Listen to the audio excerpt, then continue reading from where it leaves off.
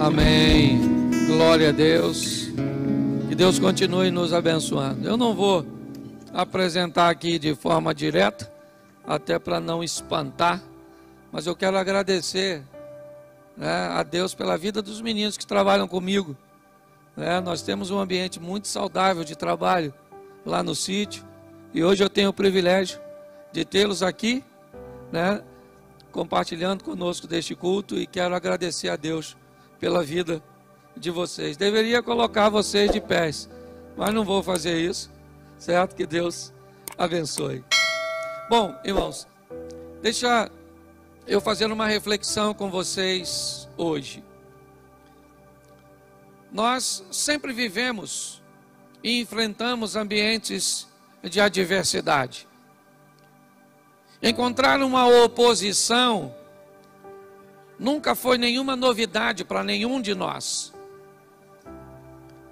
Desde que nos entendemos por gente, por pessoa, quer ainda na infância, na adolescência ou na juventude, ou depois de ter ganho a maioridade, sempre tivemos que lidar com os desafios, com as perdas, com as crises, com os problemas. Sejam eles financeiros, sejam eles emocionais, conjugais, espirituais. Independente da origem ou de onde esse problema irá nos afetar, nós recebemos uma instrução bíblica de que enquanto estivermos neste mundo, precisaríamos de ânimo, porque neste mundo enfrentaríamos tentações, aflições e problemas. Se já fomos alertados que enfrentaríamos os problemas, precisamos também ficar atentos, porque a Bíblia aqui nos expôs a realidade dos problemas, também irá nos nortear para que caminho devemos andar para encontrarmos as soluções. Às vezes, as soluções ou a solução está mais perto de nós do que imaginamos, mas muitas vezes o medo neutraliza a nossa capacidade de enxergar. E às vezes nos sentimos perdidos, abandonados. Mas o que eu quero mostrar para mim também e para vocês hoje é como Deus nos sinaliza de que maneira nós precisamos enfrentar os nossos problemas. Porque independente do que seja, eles precisam ser enfrentados, eles precisam ser vencidos. Por pior que seja o que você fez, o que você está sofrendo, você precisa entender que há solução para isso.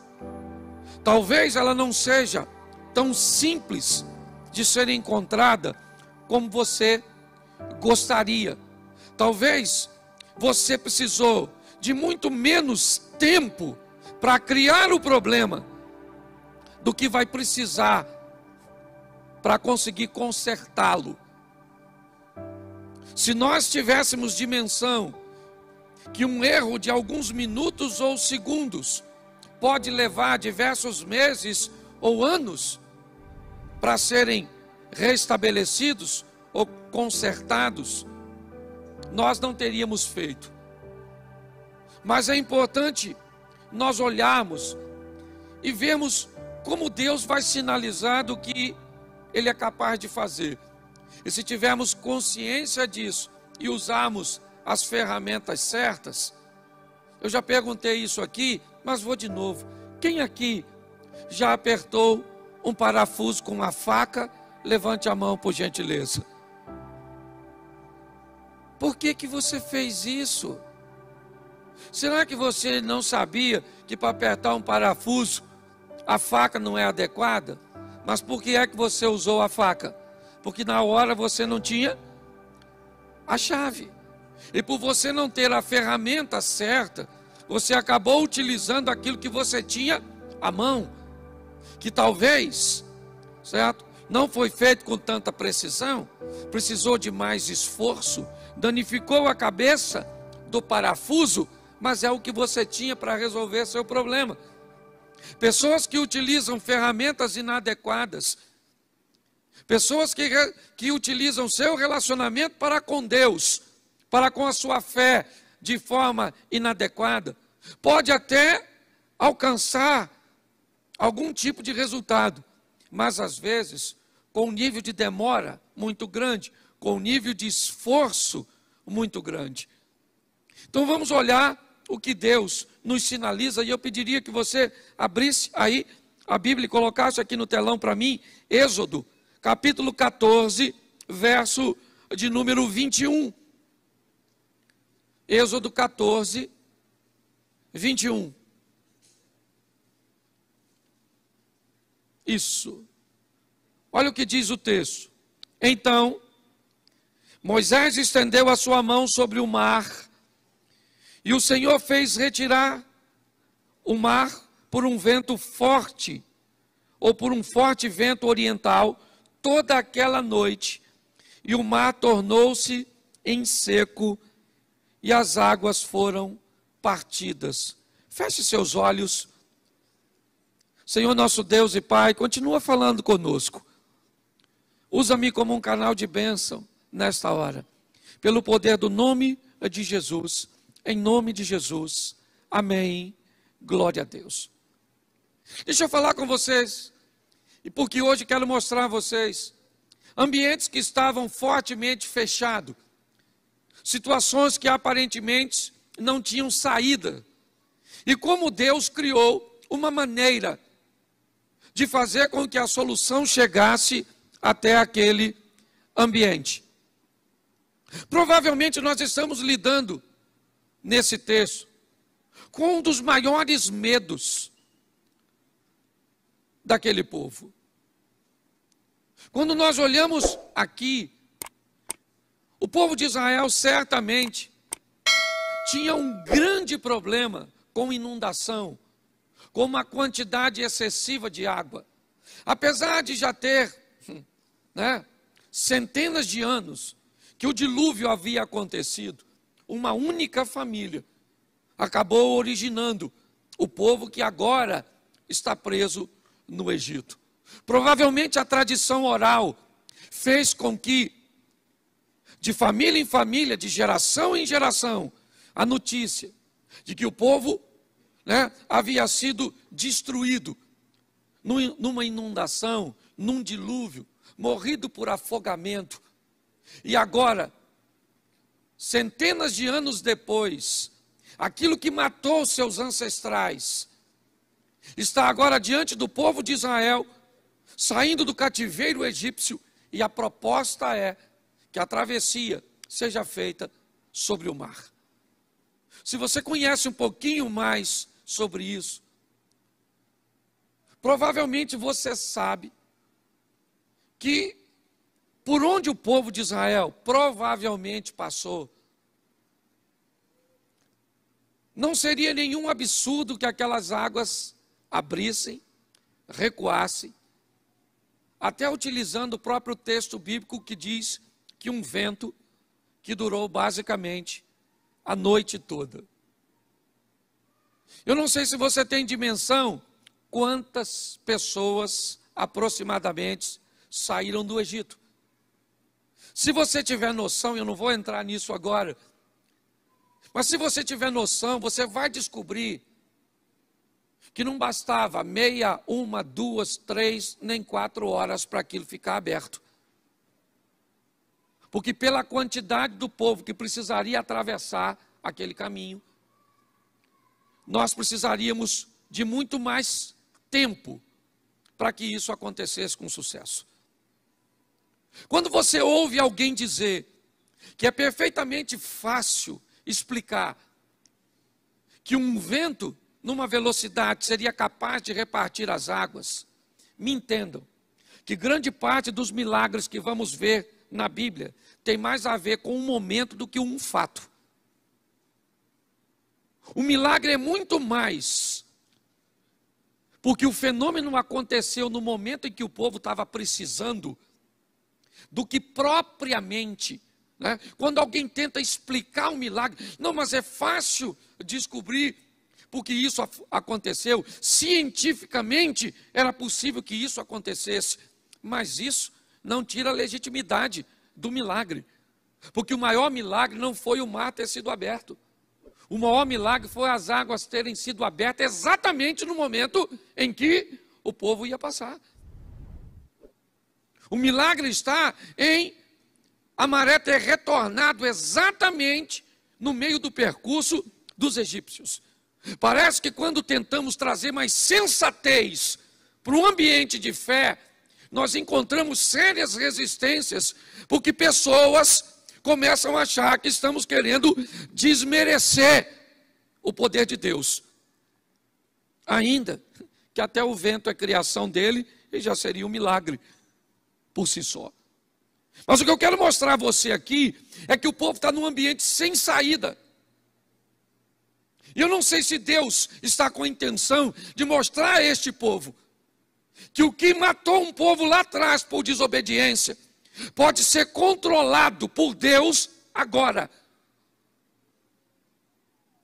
Que Deus agora tem o poder de reter as águas, de proteger este povo, de começar a caminhada de fé agora, da saída do Egito, mostrando a este povo o quão grande ele é e que tipo de obstáculo ele é capaz de vencer para proteger um dos seus.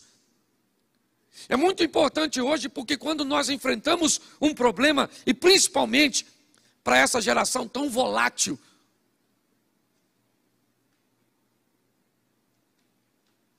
que muitas vezes sofre por coisas tão pequenas,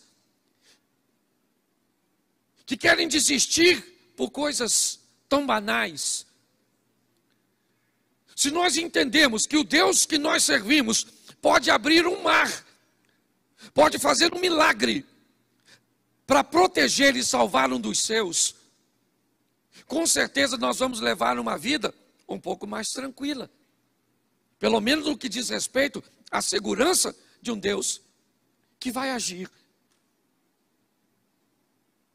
Muitas pessoas hoje querem desistir de seus relacionamentos, querem desistir de sua vida profissional, querem desistir da sua caminhada de fé. Mas por quê? Não, pastor, eu estou debaixo de uma pressão tão grande. Será que você não consegue ver que o Deus que você serve abriu um mar para libertar seu povo, para agir em favor de seu povo, e um Deus que fez tudo isso não pode agir em nosso favor? Às vezes o que precisamos é apenas um pouco mais de resistência, de tenacidade, para que possamos ficar de pé e entendermos o que Deus está querendo nos mostrar. O que Ele diz: ainda que você esteja num ambiente totalmente sem saída, onde você olhe para todos os lados e não veja nenhuma rota de fuga, talvez isso explique o que disse o salmista: elevo meus olhos para os montes, e de onde virá o meu socorro? O meu socorro vem do Senhor, que fez os céus e a terra. Me parece que o salmista está dizendo: um monte ainda é um local muito baixo para olhar. Me parece que ele está dizendo: quando eu olho para os montes, eu ainda pergunto de onde virá o meu socorro, mas eu descubro que acima dos montes ainda tem um lugar onde eu posso colocar a minha segurança e a minha fé, porque é de lá que Deus vai enviar recursos para a minha vida. Eu não sei o que você precisa hoje, eu só sei que você precisa entender que o Deus que você serve pode controlar, certo? Toda a situação, simplesmente para que você e eu saiamos ilesos. E nós precisamos acreditar nisso. Por isso, não se desespere, não desanime, prossiga na sua caminhada. Eu confesso a vocês, é a minha primeira grande crise como pastor. Eu tenho apenas, basicamente, 9 anos que me tornei pastor. Vai fazer 7 anos aqui e eu tinha sido consagrado 2 anos antes. Mas eu vou falar para vocês, eu nunca vi tantas pessoas desistindo de sua caminhada, certo? olhando para a sua caminhada de fé e dizendo: está muito difícil, está desafiador, eu estou querendo paralisar. Eu sou daquela época onde nós mesmos, meninos, encarávamos a vida de uma forma totalmente diferente. Quem aqui já cortou o pé com um caco de vidro e tem menos de 10 anos? Deixa eu estender mais um pouquinho, porque tem pouca gente. Tem menos de 15 anos e cortou o pé no caco de vidro, levante a mão. Menos de 15 anos de idade. Menos de 15 de idade. Você é um adolescente. 1, 2. Quem aqui tem menos de 20 e furou o pé com prego? Levante a mão. Menos de 20. É só para você ver que a nossa geração, quem aqui tem mais de 30 e furou o pé com prego já na vida? Levanta a mão. Arrebentou a barada. Show de bola. Quem aqui tem mais de 30 e cortou a cabeça no arame farpado porque ia passar de baixo? Levanta a mão. Quem aqui tem mais de 40 já teve frieira e bicho de pé? Levanta a mão. Louvado seja o Eterno. Pastor, o que você está falando? Eu estou falando que nós temos gerações diferentes. Entendeu? Até as músicas sertanejas eram diferentes. Na minha época, o camarada, quando ele era traído, o máximo que ele fazia era dormir na praça. Hoje o cara mata a mulher, mata os vizinhos, mata tudo. O que é isso? Uma geração que não sabe resolver problemas. Uma geração frágil.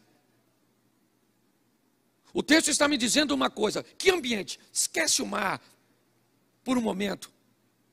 Pense num ambiente onde não tem rota de fuga, onde não tem como fugir. Certo? O faraó mandou o seu exército vir atrás de Israel.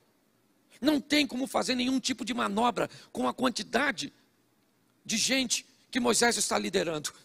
E naquele momento, isso aqui é incrível, naquele momento, 1 Tessalonicenses capítulo 5, né? Nós olhamos um texto muito extraordinário. Orai sem. E agora no Velho Testamento, o Moisés, um homem de oração, vai dobrar seu joelho, porque o faraó está vindo, e Deus pergunta a Moisés: por que tu está orando? Agora não é hora de orar, agora é hora de agir. Estende a tua mão e coloca a vara. Faz a sua parte que eu faço a minha, e todos vão ver o sobrenatural vir na sua direção. Está na hora de fazermos para a vida o que nunca fizemos, para recebermos da vida o que nunca recebemos. O nosso Deus é um Deus que abre caminho onde o caminho não precisa dificultar. Eu já brinquei aqui com a música, né? Aliás, eu nem sei quem compôs, qualquer hora posso encontrar, porque isso vai para a internet. Mas porque tem gente que até na canção dificulta o jogo. Quem aqui já ouviu uma canção que diz que Deus abre porta onde não tem parede? Aí eu me perguntei quando eu estava cantando: para quê uma porta num lugar que não tem parede? Você quer porta onde não tem parede? Sim ou não? Porque não precisa. Você consegue me entender a mente de algumas pessoas? O que eu quero mostrar para você hoje é que a situação pode estar fechada e sem saída, mas se Deus estiver com você, o mar vai ter que se abrir, o deserto vai ter que te fazer prosperar, as coisas vão acontecer, porque tudo responde a Deus, e Ele é o Todo-Poderoso, amém? Então é importante entendermos isso. O primeiro milagre que o povo vai viver, me parece que é um ambiente de cura. Vamos sair, e de que forma? Já tinha as 10 pragas do Egito, que tinham sido sensacionais para o povo de Israel. Mas atravessar algo e superar algo que tinha vencido aquela geração lá, sobrado apenas Noé e sua família, para o povo, era um grande desafio. E Deus está mostrando: o que destruiu seus ancestrais não destrói você. O que você tem? Você tem uma herança hereditária de um câncer? É isso? Você tem uma herança hereditária de uma hemodiálise? Me ajude aí na doença. Falhou a mente. Não, quem faz hemodiálise. Mas agora faltou o nome, tá bom, é isso aí mesmo. Porque tem hora que dá um branco aqui, certo? Mas preste atenção, o que tem? Pastor, na minha casa todo mundo divorciou. Está na hora de quebrar isso, isso não é para você. Na minha casa, todo mundo, ninguém prosperou. Está na hora de quebrar isso. Não é porque venceu lá atrás que vai vencer você.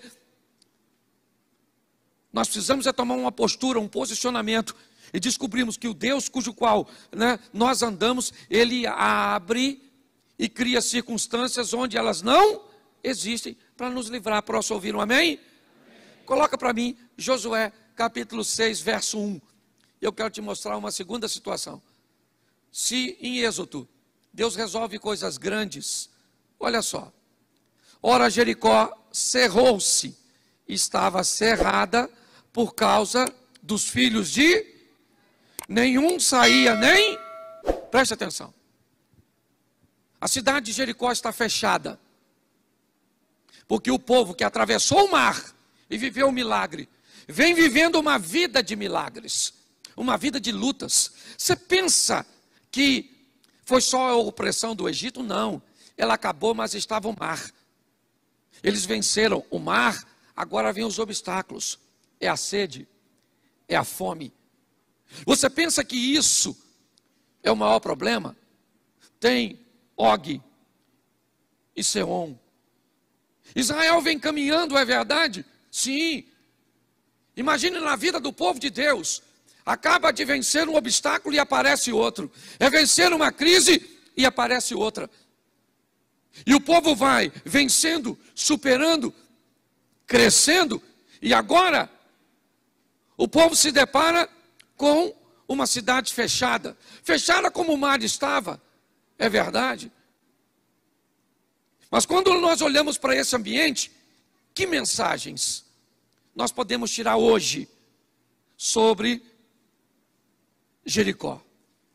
Basicamente duas. É o que eu quero esclarecer com vocês aqui.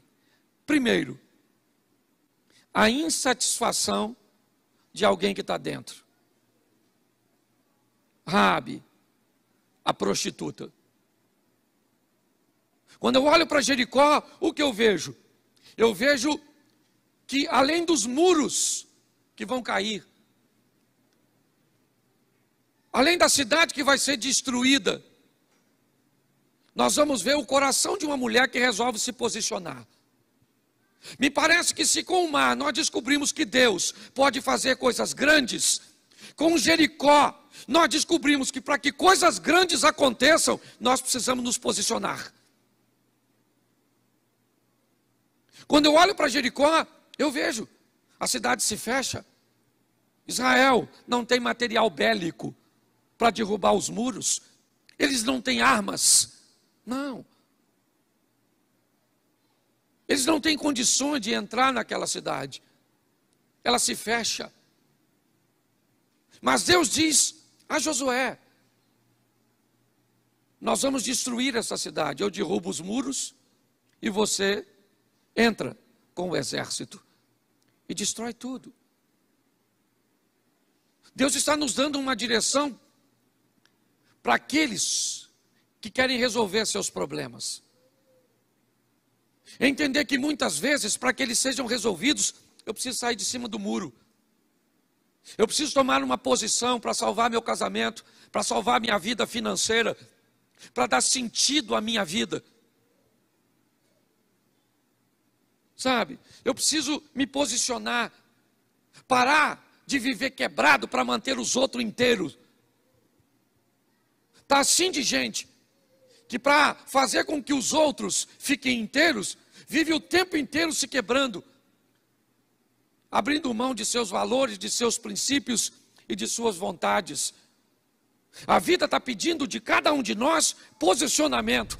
Quem vai morrer? Todo mundo em Jericó. Mas todo mundo em Jericó, sim, a cidade vai ser totalmente destruída, acabou. Mas não, em Jericó não vai morrer todo mundo.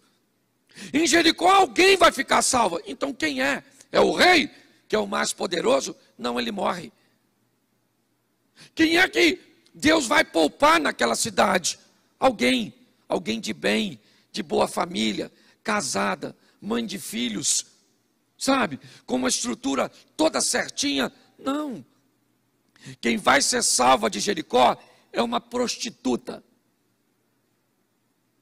Quem vai ser salva em Jericó era uma mulher cujo o nome não era muito agradável, cuja reputação não era das melhores. Mas por que ela vai ser salva, pastor? Porque ela resolveu que aquilo ia ter fim. Ela resolveu que aquilo ia acabar.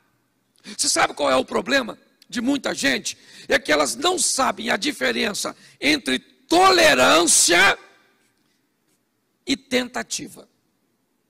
Pastor, já faz 15 anos que eu estou tentando viver com esse homem. Tentando onde? Tentando com quem? Onde é que você foi? Que ferramenta você tem usado? Você não tentou, você tolerou. Já estou tentando, pastor, com meu filho há muito tempo. Tentando com o quê? Com psicólogo, com psicanalista? Você está tentando com o quê? Quais são as ferramentas que você está usando para resolver?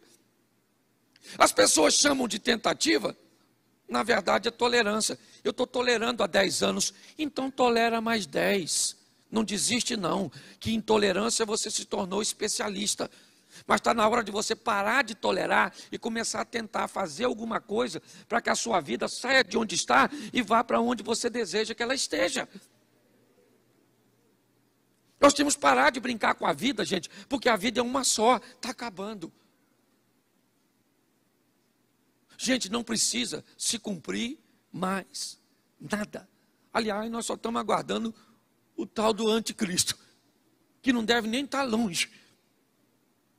Esse dia alguém perguntou, pastor, Jesus está voltando? Eu falei, tá, e já deve ter saído de lá. Já está chegando. De tanta coisa que nós estamos vendo. Mas o que a vida está pedindo de mim e de você? Postura, posicionamento. É isso que nós estamos vendo aqui, certo? O que Jericó me informa? Estava tudo fechado. E se você pensa que o maior problema é nos portões da cidade, não é. É a sentença que está sobre todos os que moram dentro dela. Olha bem, isso é que é mais importante. O que caiu de mais poderoso não foi o muro, foi o coração de algumas pessoas que moravam lá dentro. Foi isso.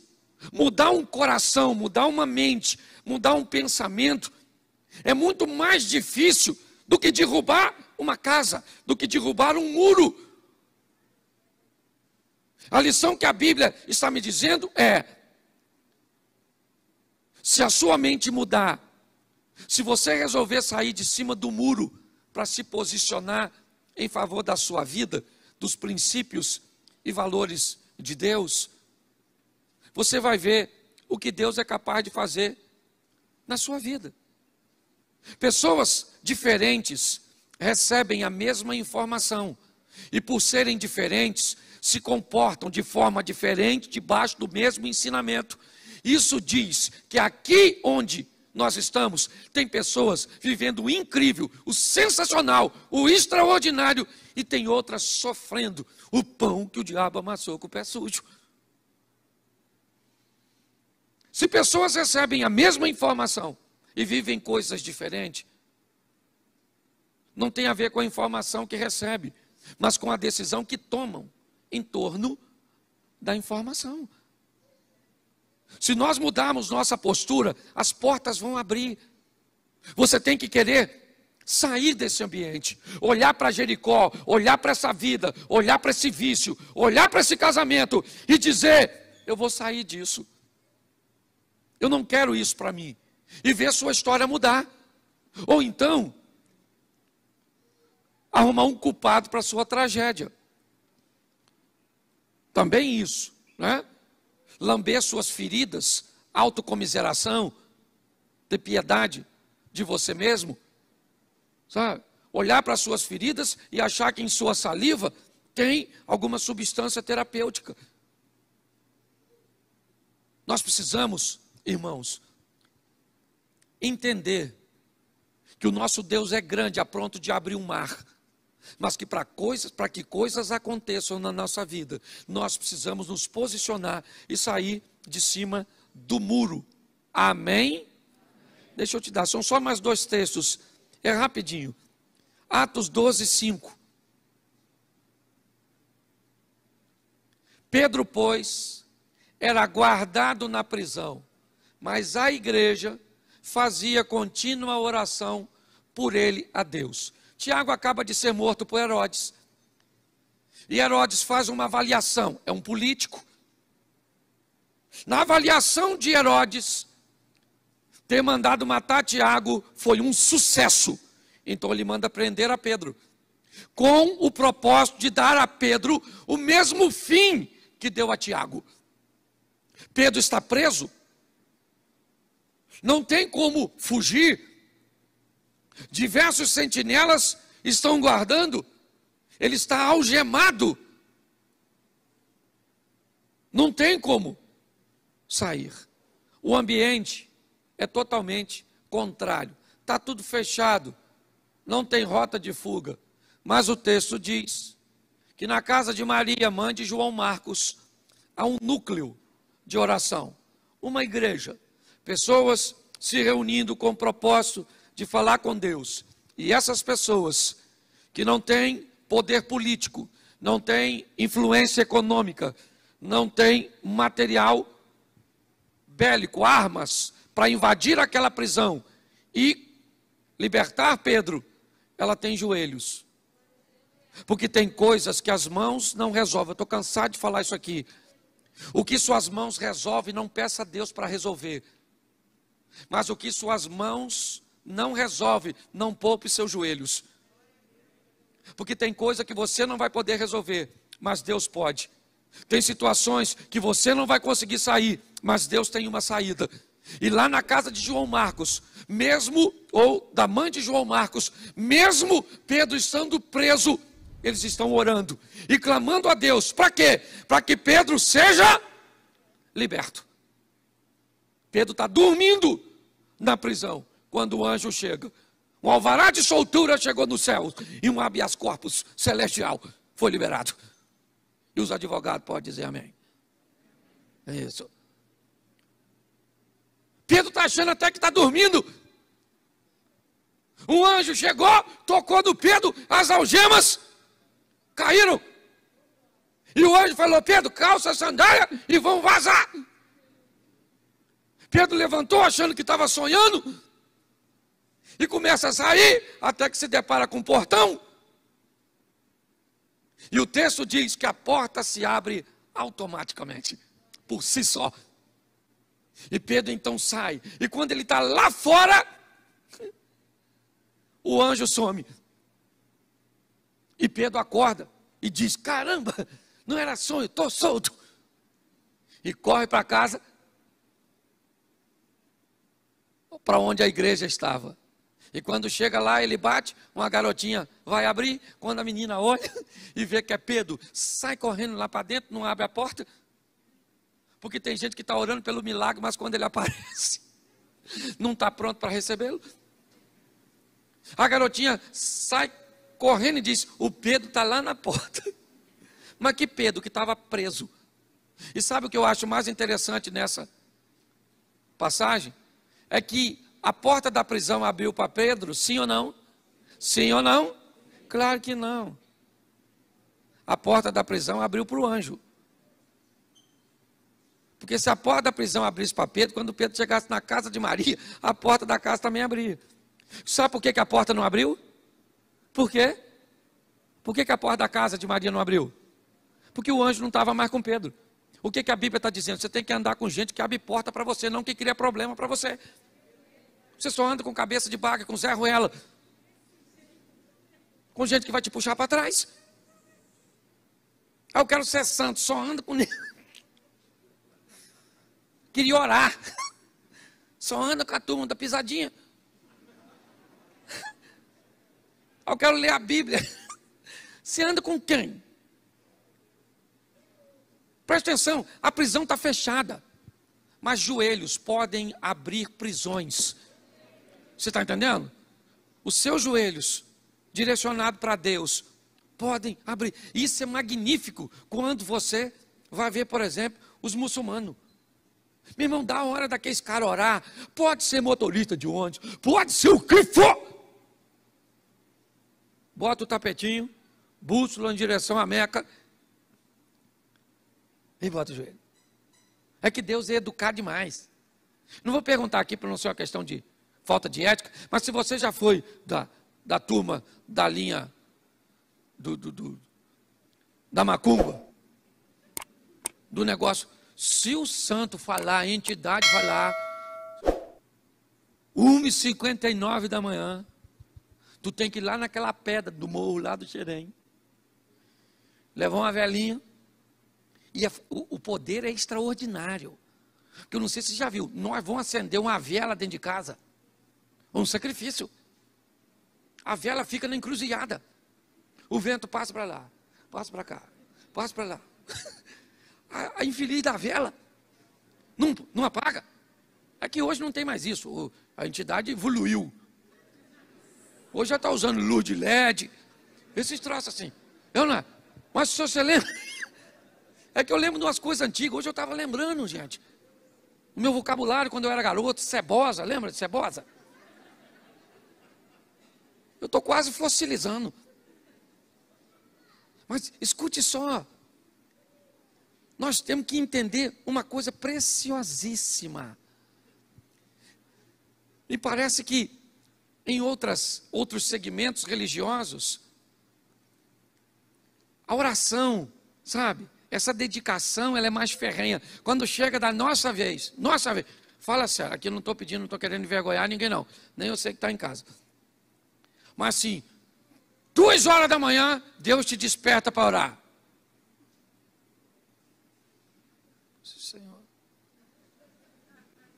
nossa, vou fazer uma oração aqui. Ou você vai para a lateral da cama, dá uma escorregada, e conversa meio dormindo assim com Deus, que sabe de todas as coisas, inclusive que você está com sono. Eu não sei se você já parou para notar como nós tratamos determinadas coisas. O que nós aprendemos aqui era que Pedro não tinha saída, ele ia morrer. Herodes ia matá-lo. E não fica muito animadinho não, que esse camarada vai ser crucificado de cabeça para baixo. Mas naquele momento, a ligação de Pedro com gente que ora, fez com que Deus enviasse um anjo naquela prisão. Você hoje precisa que um anjo seja enviado para onde? Para um hospital onde está um ente querido seu? Para onde é? Para a sua casa, onde você precisa de um milagre? O Deus que nós servimos tem poder para fazer tudo isso. O que nós olhamos é este homem sendo livre de um ambiente cujo qual ele não tinha saída. O que Deus está querendo mostrar a mim e a você é aquilo que destruiu os outros não precisa destruir você no mar.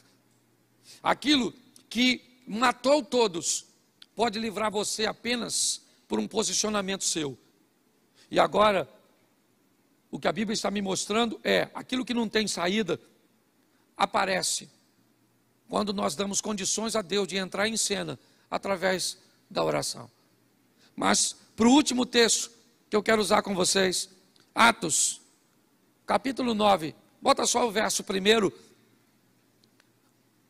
E Saulo, respirando ainda ameaças de morte contra os discípulos do Senhor, dirigiu-se ao sumo sacerdote, bota o 2 para ficar claro, e pediu-lhe cartas para Damasco, para as sinagogas, a fim de que, se encontrasse alguns daquela seita, quer homens, quer mulheres, os conduzisse presos a Jerusalém. Preste atenção, porque Deus mostrou sua força para repartir e para abrir o mar. Ele mostrou sua força para derrubar Jericó. Ele mostrou sua força para abrir uma prisão. Mas agora ele vai abrir um coração. Paulo. Ele está perseguindo os cristãos e nessa caminhada ele tem um encontro com Jesus.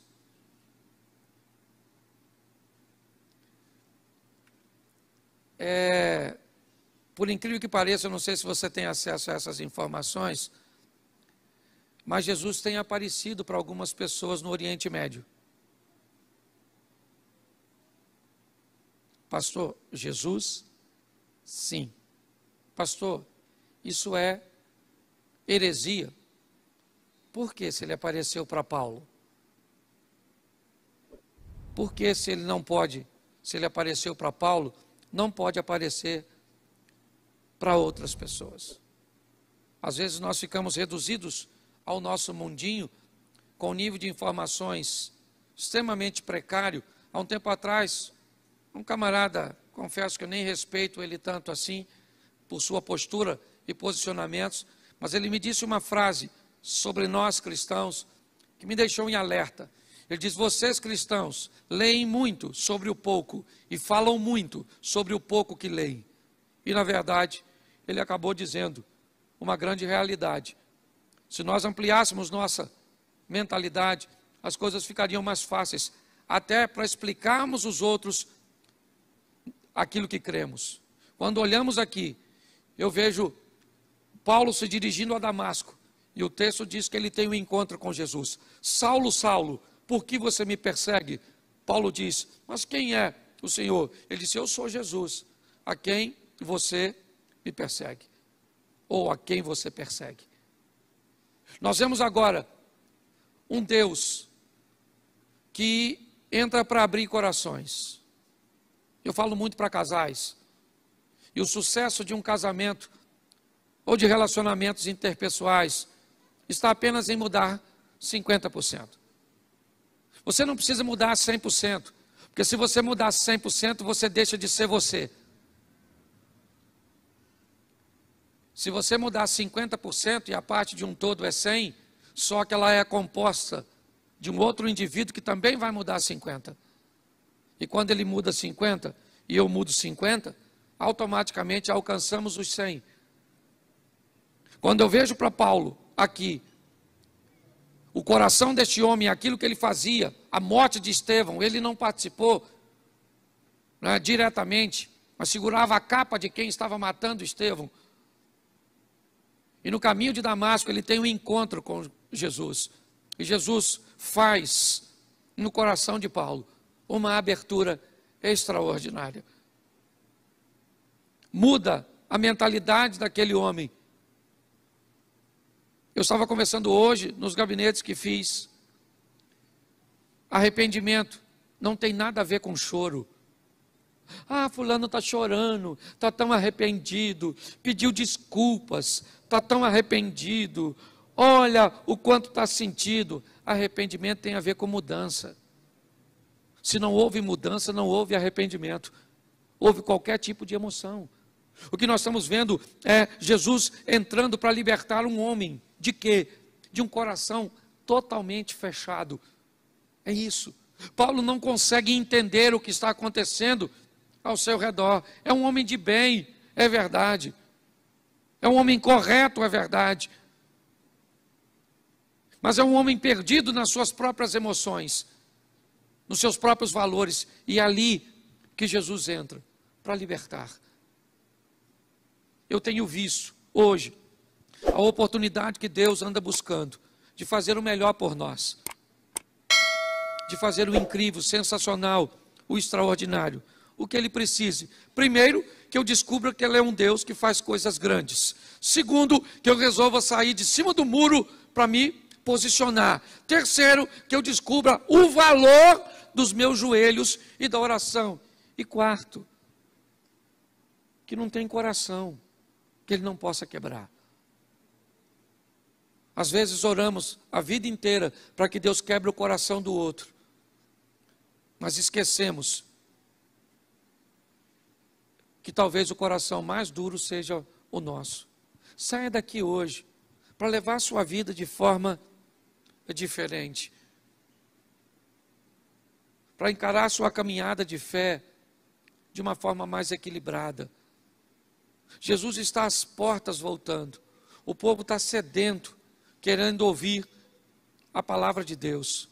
O desafio é termos pessoas que consigam muito mais do que falar, porque é isso que nós temos, uma crise de credibilidade.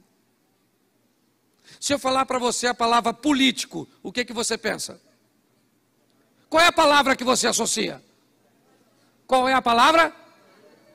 Corrupção? Isso. Se eu falar para você a palavra polícia, o que você pensa? Se eu falar para você a palavra profissional liberal, pedreiro, eletricista. Pare para pensar. Hoje nós estamos envoltos numa nuvem de ausência de credibilidade. É isso que estamos sofrendo. O maior desafio hoje que nós precisamos é resgatar a credibilidade.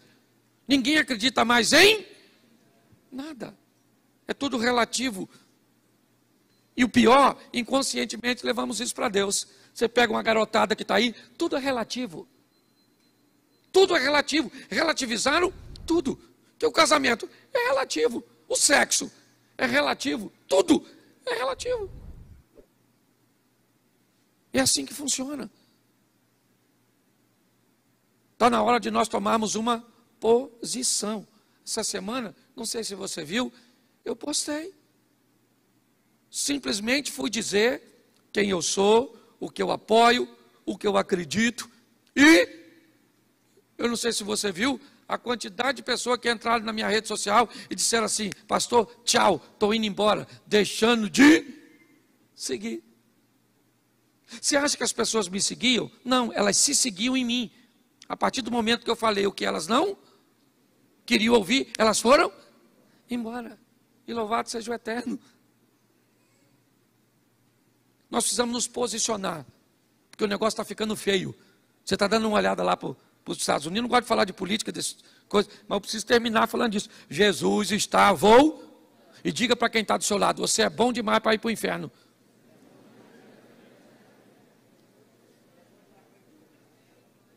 Você pode ficar de pé?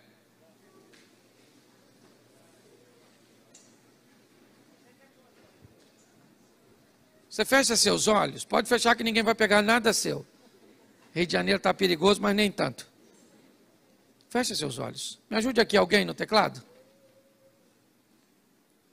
Fecha seus olhos.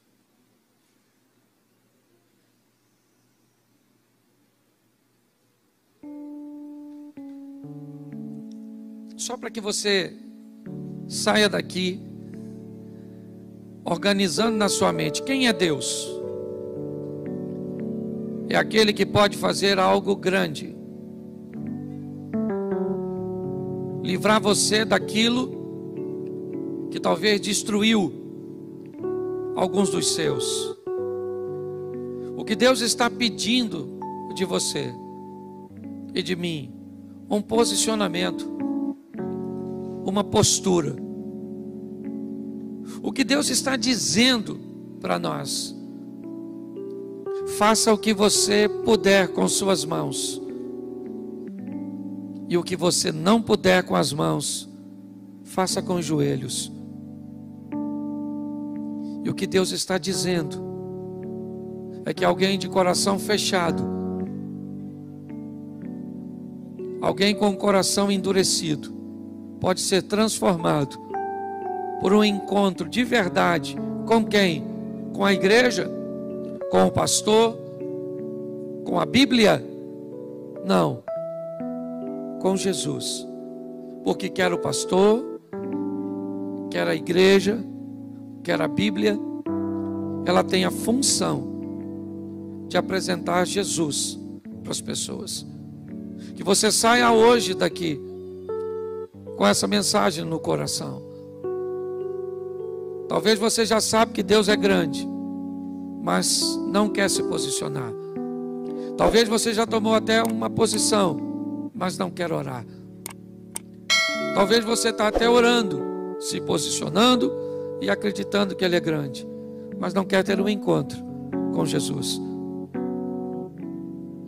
Por isso, nessa hora, com muito respeito, quem age nessa igreja é o Espírito Santo de Deus. O culto está acabando, eu não posso ir com você, o ministério de louvor não pode ir com você, mas tem alguém aqui que pode. Esse alguém é o Espírito Santo. De olhos fechados, se hoje você quer voltar para Jesus, tomar uma postura, mudar a sua vida, se hoje você quer tomar essa decisão pela primeira vez, só se tiver alguém assim, eu queria que você levantasse a sua mão e eu quero orar por você.